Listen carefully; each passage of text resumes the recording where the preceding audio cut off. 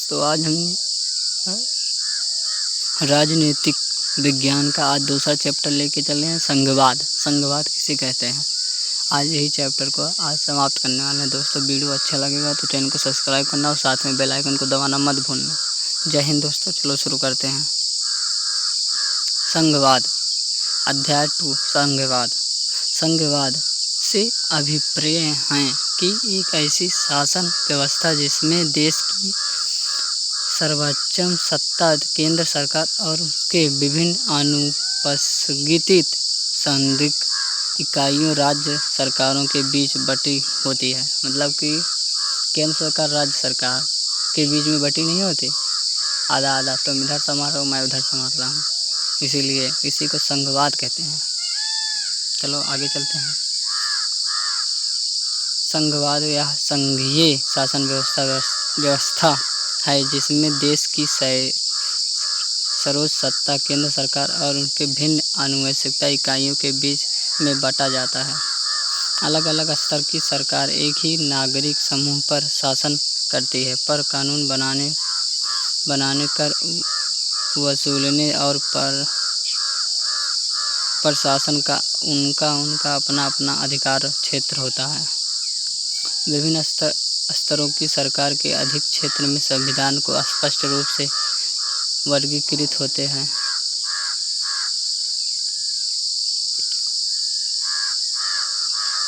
अदालतों और संविधानों और विभिन्न स्तरों की सरकार के अधिकारों की व्याख्या करने का अधिकार होता है।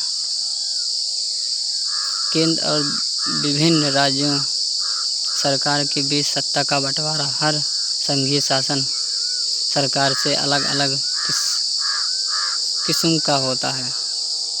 पहला तरीका है कि दो या अधिक स्वतंत्र राष्ट्रों और साथ लगाकर एक बड़ी इकाई गठित करने का। मतलब कि बड़ी इकाई मतलब कि जैसे 10 लोग हो, 2 लोग और मिला लो, बड़ी इकाई बन जाएगी, ऐसी बनाओ, इसी को कहा जाता है। संघीय शासन व्यवस्था के गठन का दूसरा तरीका है कि बड़े देश द्वारा अपनी आंतरिक विभिन्नता को ध्यान में रखते हुए राज्यों का गठन करना और फिर राज्य और राष्ट्रीय सरकार के बीच सत्ता का बंटवारा करना। मतलब कि जैसे हमारे गाँव में प्रधान है ना, ऐसे केंद्र सरकार है, ऐसे राज्य सरकार है, ऐसे बंटवारा हुआ है, इसी को कहा जाता है संघीय शासन व्यवस्था, सत्ता का बंटवारा, संघ का बंटवारा। चलो दोस्तों आगे चलते हैं। भारतीय गणराज्य। हालांकि भारत में संविधान का गणराज्य शब्द का उल्लेख नहीं है, लेकिन भारतीय राष्ट्र का निर्माण संघीय व्यवस्था पर हुआ था। भारत के संविधान में मूल रूप से 2 स्तर के शासन तंत्र का प्रावधान रखा गया है। एक स्तर पर केंद्र सरकार होती है जो भारतीय संघ प्रतिनिधित्व करती है। मतलब कि जो सरकार होती है प्रतिनिधित्व करती है, मतलब कि सरकार को आप लोग चुनते हो ना,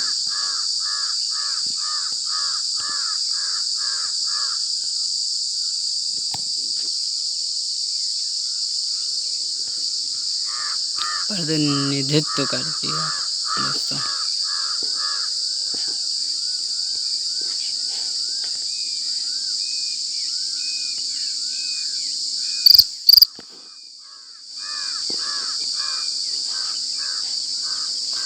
बाद में इसी स्तर पर एक तीसरे स्तर को जोड़ा गया है जो पंचायत और नगर पालिका के रूप में होते हैं।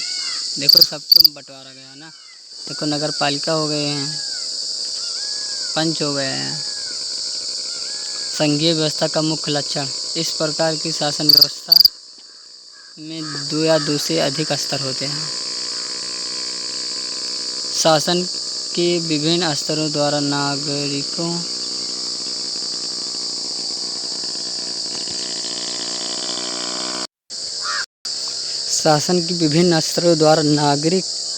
के एक ही समूह पर शासन किया जाता है। हर स्तर का अधिकार क्षेत्र के अलग अलग होता है। मतलब कि हर सरकार का क्षेत्र अलग होता है।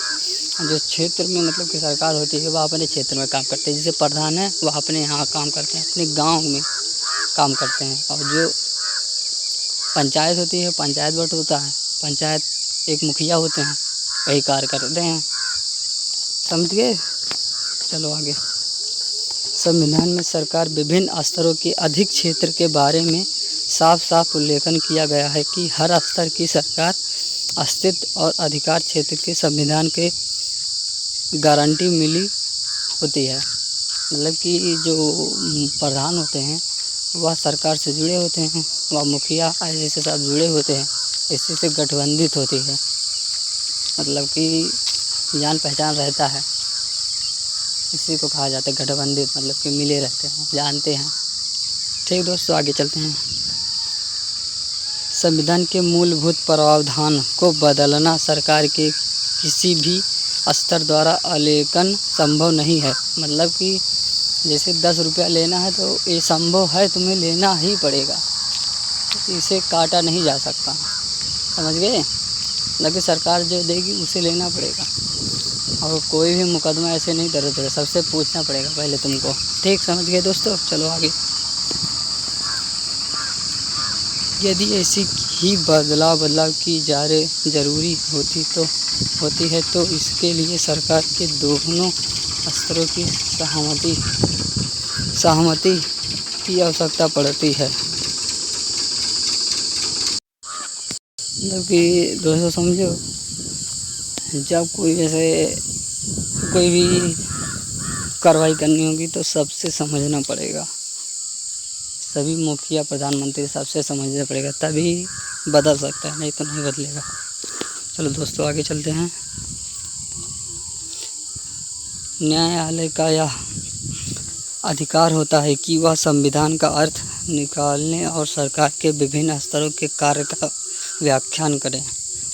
जब कभी सरकार के विभिन्न स्तरों के बीच अधिकारों को लेकर कोई मतभेद होता है तो ऐसी स्थिति में सच्चा न्यायालय का काम किसी अंपायर की तरह होता है। न्यायालय का काम।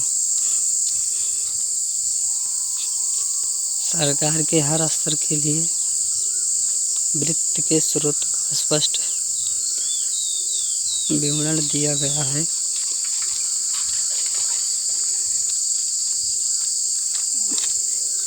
इससे विभिन्न स्तरों के सरकार के बीच वित्तीय सुनिश्चित होती है कि संघीय ढालों में 2 उद्देश्य होते हैं। पहला उद्देश्य है देश की एकता को बदल देना। दूसरी उद्देश्य है क्षेत्रीय विविधता को सम्मान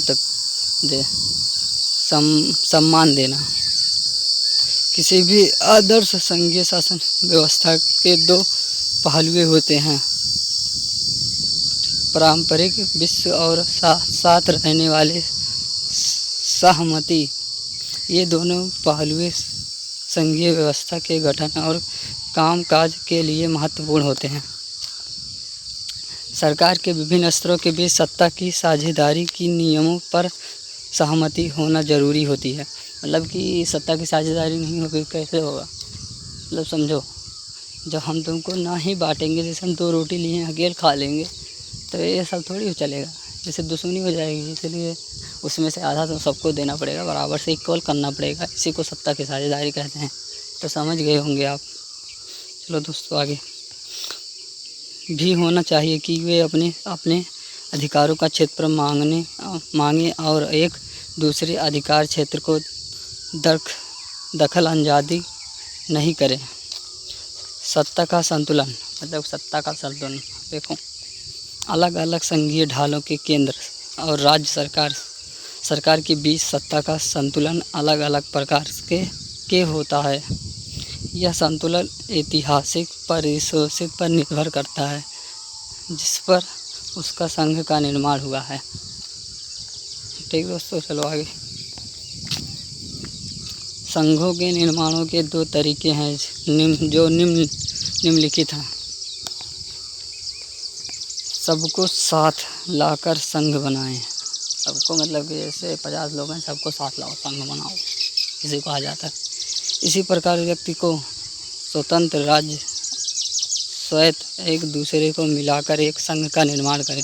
ऐसे इसलिए किया जाता है कि वैसे राज्य अपनी स्वयं बनाए रखने के लिए साथ साथ अपनी सुरक्षा बढ़ा सकें। इसी प्रकार की व्यवस्था को केंद्र की तुलना में राज्य के पास अधिक शक्ति होती है। मेरा समझा दोस्तों, जब हम ही तो वो चुनते हैं, जब सब लोग को बटोर लेंगे तभी तो मत डालेंगे, तभी तो अपना सरकार खुद का बनाएंगे, इसी को कहा जाता है। इसी प्रकार संघीय शासन व्यवस्था का उदाहरण संयुक्त राज्य अमेरिका, स्विट्जरलैंड, ऑस्ट्रेलिया सबको जोड़कर संघ बना है। इसी प्रकार संघीय शासन व्यवस्था में एक बहुत बड़ी विविधता वाले क्षेत्र को एक साथ रखने के लिए सत्ता की साझेदारी होती है। इसी प्रकार भी की व्यवस्था को राज्य की तुलना में केंद्र अधिक शक्तिशाली होता है। जो सत्ता है कुछ इकाई को अन्य मुकाबले अधिक शक्ति मिलती हुई है। उदाहरण के लिए भारत में जम्मू कश्मीर को अन्य राज्यों के मुकाबले अधिक शक्ति मिलती हुई है। इसी प्रकार की संघीय शासन व्यवस्था उदाहरण के लिए भारत, स्पेन, बेल्जियम आदि।